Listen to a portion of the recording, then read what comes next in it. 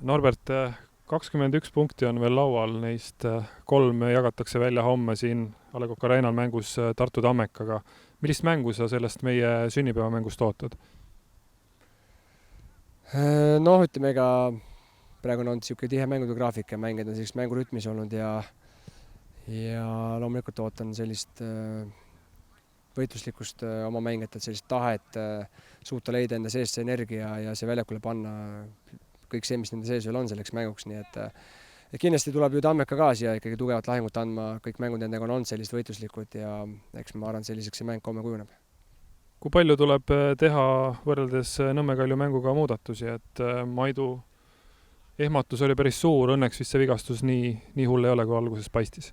Jah, selles mõttes, et Maidul õnneks on pigem põrutus kui midagi tõsisemat ja taastub ilusti, aga homseks eks ikkagi mingid nüansid seal vajavad muutmist ja mõni detail vajab veel ülevaatamist, aga ma arvan, et eks homne päev siis täpselt näitab, mis siin väljakul on. Kui palju sa ise oled selle peale mõelnud, et tõepoolest nüüd on see veerand sada sellel suurel klubil täis saanud ja järgmine veerand sada koos meiega seisab ees, et kui tähtis see sulle on? Ütleme see, et klubil tekib ajalugu ja kasvab niimoodi, on kindlasti väga oluline, et tähendab seda, et juba mingisugune vundament hakkab nagu tekkima, mille peale üles ehitada, et nagu me näeme seda infrastruktuuri ja treeningtingimusi, siis ilmselgelt on loodud nagu eeldus tippjalgpalliks siin.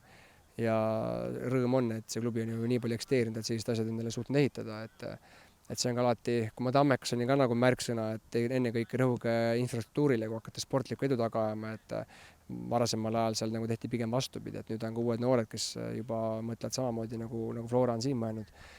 Ja see on nagu loomulikult väga tähtis, traditsioonid saavad kujunda ajaga ja see, et see on tekkinud niisugune kultuur ja seda saab nagu edasi kanda, teeb loomulikult rõõmu. Aitäh! Markus, homme tähistame SC Flora sünnipäeva ja seda koos sulle tuttava klubi Tartu Tammekaga. Millist mängu sina homsest ootad?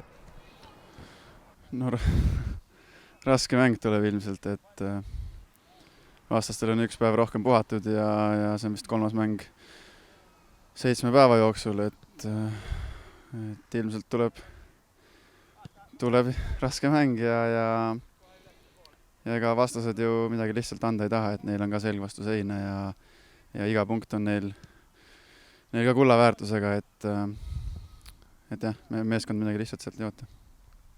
Kui meid siin hooaja keskel natukene pärast neid kaotusi Transil hakati võib-olla isegi maha kandma, siis meeskond on nüüd leidnud sellise väga hea hoo ja sellesse seeriasse mahub ka 2 võitu Nõmme Kalju üle, et oleme tõestanud, et suudame suurtega mängida.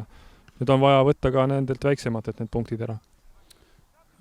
Jah, et nüüd on meil siin järjest tulemas 3 mängu vist tabeli tagumise otsaga, et samamoodi antakse 3 punkti nagu Kalju vastu anti 3 punkti, et mingit erinevust siin selles suhtes ei ole.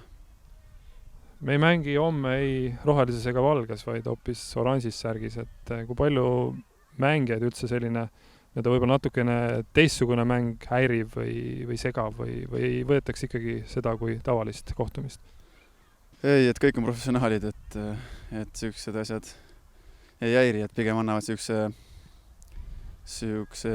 lisaboost'i ja selline mõnusa feelingu, et natuke teistsugune on midagi ja ma loodan tõesti, et halvasti see ei mõju, et pigem hästi. Mida ütleme meie fännidele ja publikule, keda loomulikult tahaksime, et homme siia võimalikult palju tuleks? Neid alati tahaks, et neid tuleks palju, et eks me ootame neid jällegi staadionile ja nagu ma vist aru olen saanud, siis see Alliku see ansambel tuleb ka siia laulma, et fännidel on selline 1 pileti hinna eest, siis saab 2 asja, et soovitan kohale tulla. Aitäh!